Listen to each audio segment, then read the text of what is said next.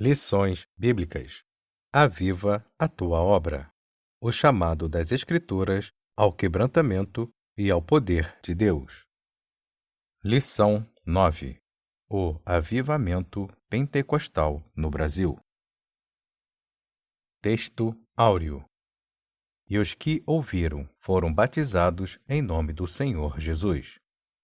E, impondo-lhes Paulo as mãos, veio sobre eles o Espírito Santo, e falavam línguas e profetizavam.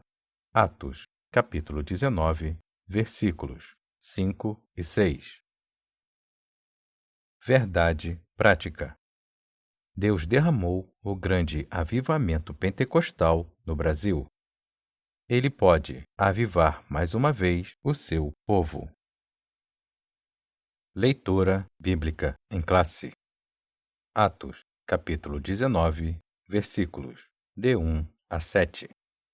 E sucedeu que, enquanto Apolo estava em Corinto, Paulo, tendo passado por todas as regiões superiores, chegou a Éfeso e, achando ali alguns discípulos, disse-lhes: Recebestes vós já o Espírito Santo quando crestes?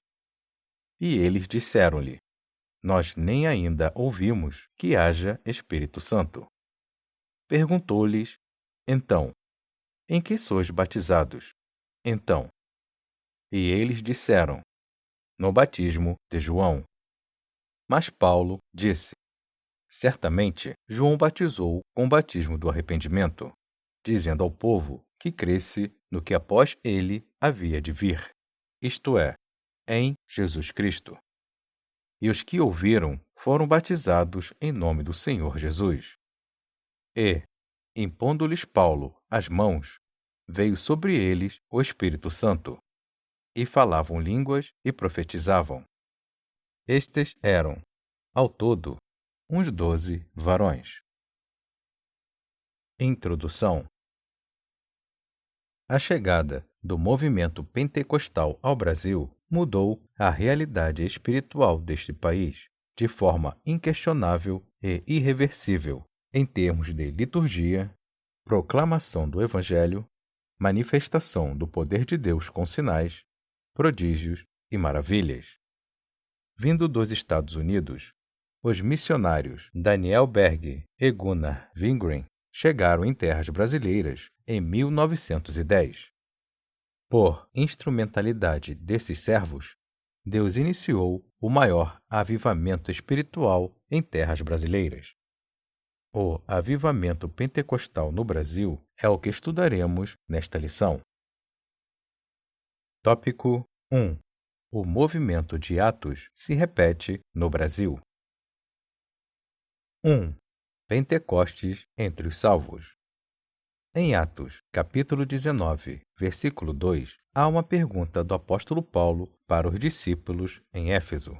Recebestes vós já o Espírito Santo quando creste?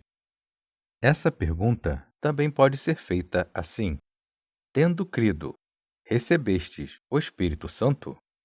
E, também, recebestes já o Espírito Santo depois que crestes? As modalidades da mesma pergunta revelam um fato de acordo com o contexto do trecho de Atos capítulo 19, versículos de 1 a 7. Os discípulos de Éfeso foram batizados em nome do Senhor Jesus, isto é, já tinham a fé salvífica. Em seguida, receberam o batismo no Espírito Santo por imposição de mãos. 2. A plenitude do Espírito Santo. Como vimos em lição anterior, há duas experiências distintas no livro de Atos dos Apóstolos. 1. A experiência de salvação. 2. O batismo no Espírito Santo. Em Atos, capítulo 19, vemos essas duas experiências de maneira muito clara. Primeiro, os discípulos foram batizados em águas e, depois, receberam o Espírito Santo com imposição de mãos. Esse recebimento teve evidências físicas de línguas e profecias. A experiência do batismo no Espírito Santo é tão distinta da salvação que aquela pode ser identificada fisicamente por meio de línguas como confirmação do dom de Deus. Foi o que aconteceu com os discípulos em Éfeso. 3. Chamados por Deus. Algo semelhante aconteceu aqui no Brasil por intermédio de Daniel Berg e Gunnar Wingren. Pela direção de Deus, os dois missionários suecos chegaram ao Brasil em 19 de novembro de 1910. No início do século XX, predominava a existência das igrejas históricas ou tradicionais. Consequentemente, havia muitos cristãos que experimentaram a salvação em Cristo, mas nunca haviam experimentado o batismo no Espírito, tal qual os primeiros crentes em Atos. Deus usou Daniel Berg e Gunnar Wingren para mostrar a esses cristãos que eles não podiam mais ignorar a pessoa bendita do Espírito Santo. As experiências gloriosas de Atos dos Apóstolos passariam a se repetir em terras brasileiras. Era possível ser um cristão com mais fervor espiritual. Sinopse 1. No Brasil, houve um chamado de Deus para que o povo vivesse na plenitude do Espírito Santo. Tópico 2. O nascimento de um novo movimento. 1. A pregação do avivamento pentecostal. A pregação dos missionários chamou a atenção das igrejas tradicionais, causando incômodo e preocupação. Eles não foram bem aceitos pelos pastores das igrejas históricas. A irmã Celina de Albuquerque, membro de uma igreja tradicional, aceitou a mensagem do batismo no Espírito Santo e tomou a decisão de ficar em casa, orando a Deus para que ele confirmasse se aquela doutrina estava correta. Assim, a irmã Celina Albuquerque recebeu o dom de Deus e, por isso, é considerada a primeira brasileira batizada no Espírito Santo em nosso país. Outros irmãos se juntaram a ela e foram também batizados no Espírito Santo. Infelizmente, a direção da igreja, da qual esses irmãos faziam parte, não concordou com aquele avivamento espiritual e promoveu uma reunião para confirmar quem estaria de acordo com a mensagem dos missionários.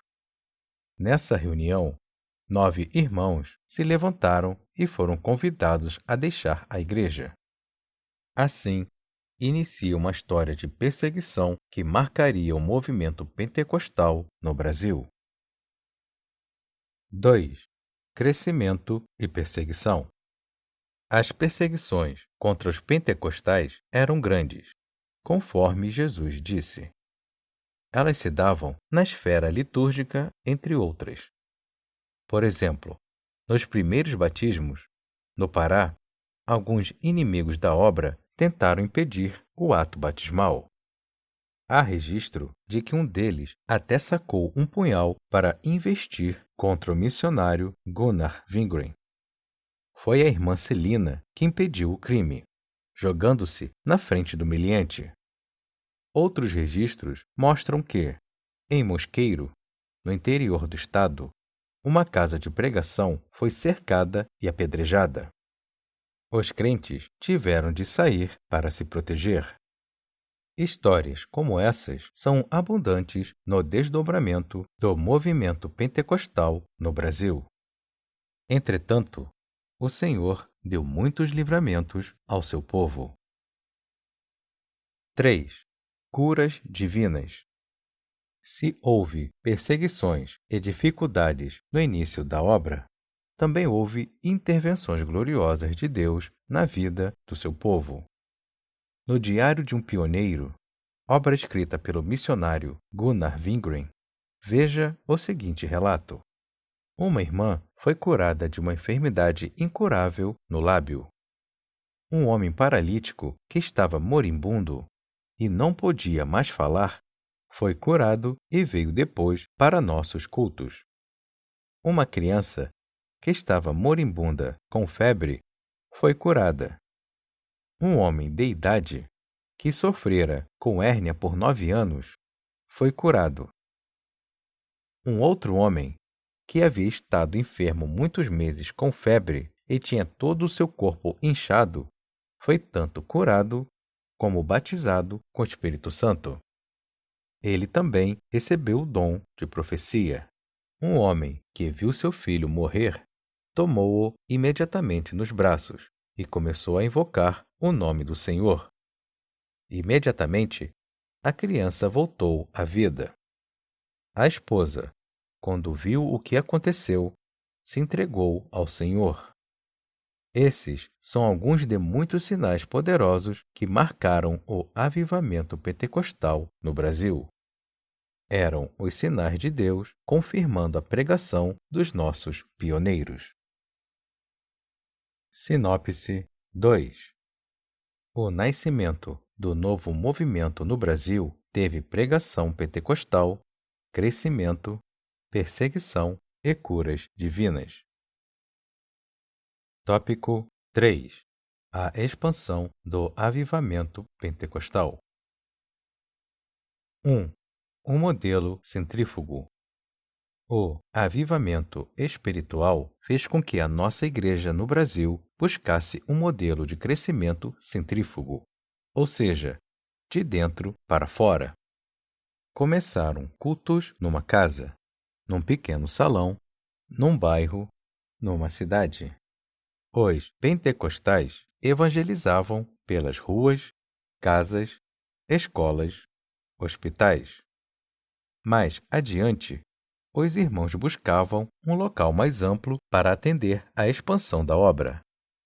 E o Senhor salvava, curava, batizava no Espírito Santo. O avivamento pentecostal foi crescendo de maneira nunca vista em nosso país.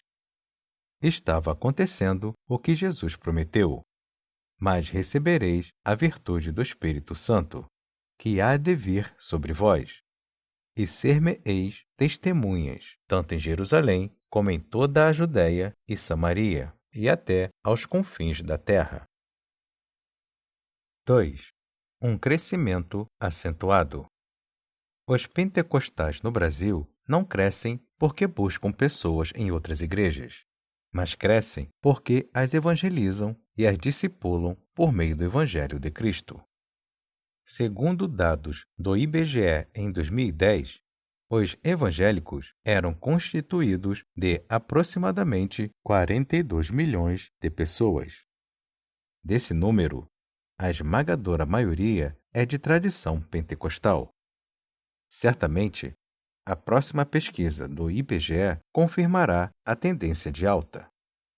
Tudo isso foi fruto do poderoso avivamento pentecostal que Deus enviou para a nossa nação. Sinopse 3. Houve um modelo de crescimento centrífugo e, por isso, o movimento pentecostal obteve um crescimento acentuado. Conclusão. Antes do avivamento pentecostal em solo brasileiro, o que dominava o cenário religioso era o sistema de doutrina das igrejas históricas, que não admitia o batismo no Espírito Santo, com o sinal evidente de falar em novas línguas, bem como o exercício dos dons espirituais. Essas manifestações espirituais, fundadas na Palavra de Deus, são marcas do verdadeiro avivamento pentecostal no Brasil.